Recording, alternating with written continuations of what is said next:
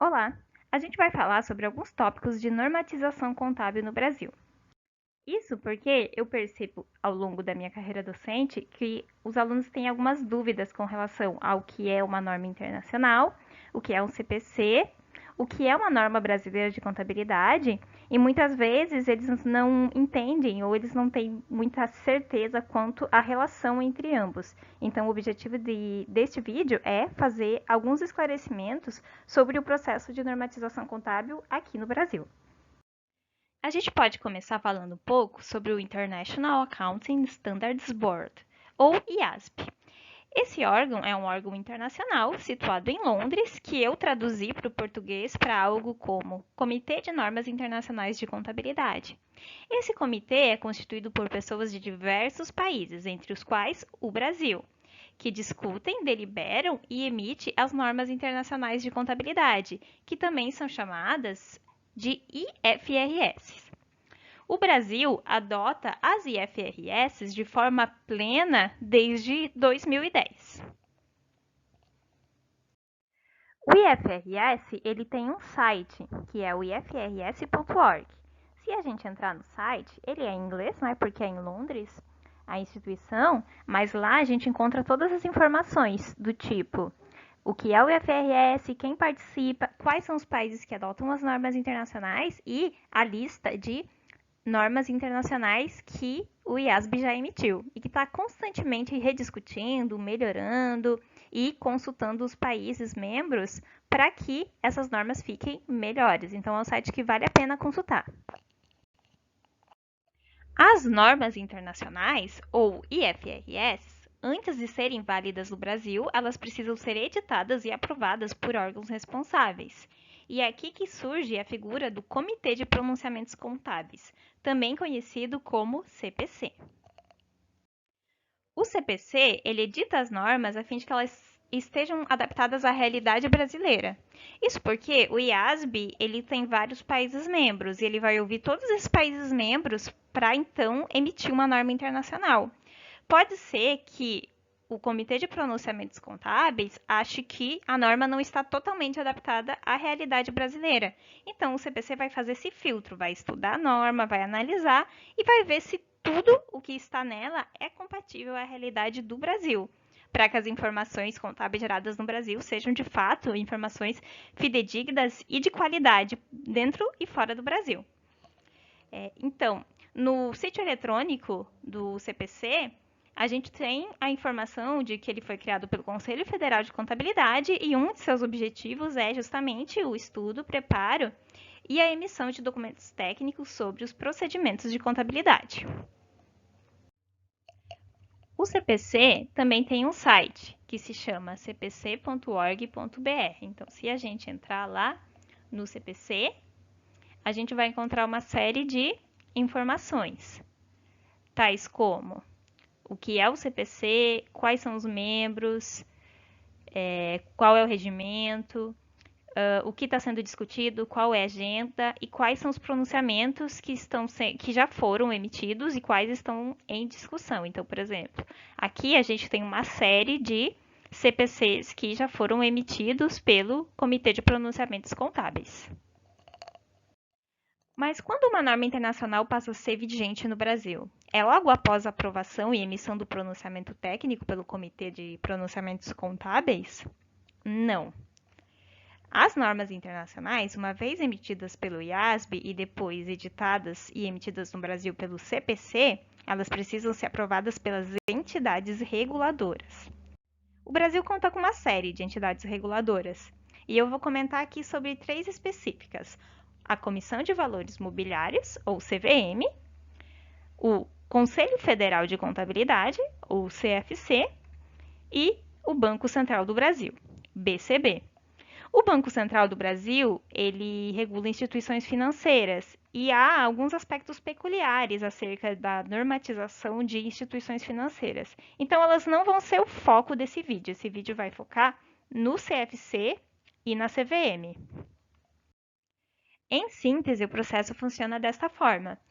O IASB emite as IFRS, as normas internacionais, que no Brasil serão analisadas pelo Comitê de Pronunciamentos Contábeis, o CPC. que discute, traduz, edita e aprova a norma quando ela estiver adequada à realidade brasileira. Após a aprovação pelo CPC, a gente tem o pronunciamento técnico ou pronunciamento contábil, que antes de ser válido, vigente no Brasil, ele ainda precisa ser aprovado pelas entidades reguladoras. Duas dessas entidades são a Comissão de Valores Mobiliários, CVM, e o Conselho Federal de Contabilidade, CFC. Os pronunciamentos aprovados pela CVM também são deliberações. Na verdade, os pronunciamentos são aprovados por meio de deliberações, e elas passam a ser obrigatórias para sociedades anônimas, ou SAs. Por quê? Porque são as sociedades anônimas reguladas pela Comissão de Valores Mobiliários. Os pronunciamentos que o CFC aprova são chamados de Normas Brasileiras de Contabilidade, ou NBC. E essas normas, elas vão ser válidas para empresas de grande porte, no caso da NBC-TG, ou Norma Brasileira de Contabilidade Técnica Geral, ou para pequenas e médias empresas, por meio das NBC-TG 1000 e ITG 1000, que são normas de contabilidade específicas para pequenas e médias empresas, que não vão ser discutidas aqui nesse vídeo. Então, repare que se uma empresa de grande porte ela está sob a forma de sociedade anônima, ela é regulada pela CVM. Caso contrário, ela é regulada pelo CFC. Para exemplificar o que a gente conversou aqui, vamos entrar no site do CPC e ir lá em pronunciamentos. Vamos pegar aqui um pronunciamento, pode ser o CPC 01, e vamos abrir o pronunciamento. Aqui, a gente vai ter o texto do pronunciamento. Então, tudo que trata esse pronunciamento, CPC 01, redução ao valor recuperável de ativos, que é o tema do pronunciamento. Agora, se a gente olhar o site da CVM, que eu já deixei a palavra-chave para procurar na legislação, a gente pode encontrar a deliberação que aprovou esse CPC. Aqui a gente tem duas, a gente vai pegar a mais recente, que é a deliberação CVM 639. Se a gente abrir o documento dessa deliberação e olhar o texto, a gente vai ver que a deliberação, justamente, ela aprova o CPC 01, tornando ele obrigatório para as sociedades anônimas. Então, aqui a gente tem o texto, quando ele foi aprovado, e se a gente olhar para o corpo do texto do CPC 01, ele é exatamente o mesmo emitido pelo site do CPC, só que agora válido e obrigatório para as SAs. A mesma coisa, se a gente olhar para o site do CFC e procurar em normas completas, a gente abrindo as normas, a gente tem logo no começo a NBC-TG 01, redução ao valor recuperável de ativos.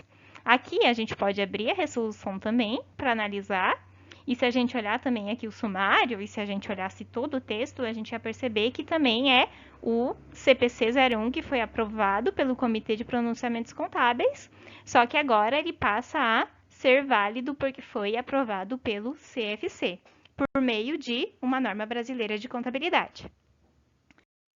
Então, quando o aluno fizer alguma prova de concurso ou do Conselho de Contabilidade, ou mesmo atuando no mercado de trabalho, ele pode se deparar com esses termos, de acordo com o CPC, de acordo com a IFRS, ou de acordo com a deliberação CVM, ele pode ficar confuso. Não se trata da mesma coisa, do mesmo tema? Isso porque essas normas, elas tiveram todo esse processo para ser aprovadas e válidas no Brasil. Então, a gente viu aqui o caso da redução ao valor recuperável de ativos, que foi emitido pelo IASB por meio da IAS 36. No CPC, ela foi emitida por meio do pronunciamento técnico CPC 01 e passou a ser obrigatória no Brasil para as SAs por meio da deliberação CVM número 639, e para outras entidades de capital fechado, ou pequenas e médias empresas, aí por meio do Conselho Federal de Contabilidade. Repare que essas duas instituições reguladoras, quando elas aprovam o CPC, eles passam a ser obrigatórios para as entidades reguladas por ela, então para as empresas ou para as organizações por elas reguladas.